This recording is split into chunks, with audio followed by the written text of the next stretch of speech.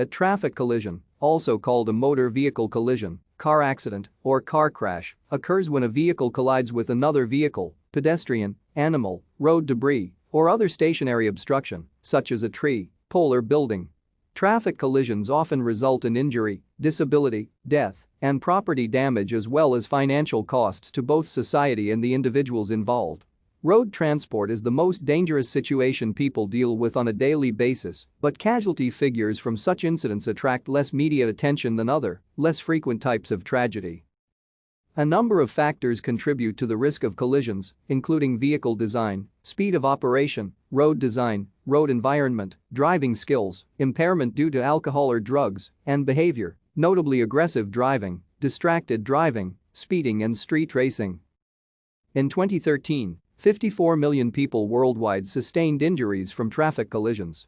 This resulted in 1.4 million deaths in 2013, up from 1.1 million deaths in 1990. Thank you for watching. Like and subscribe if you would like to view more of our videos. Have a nice day.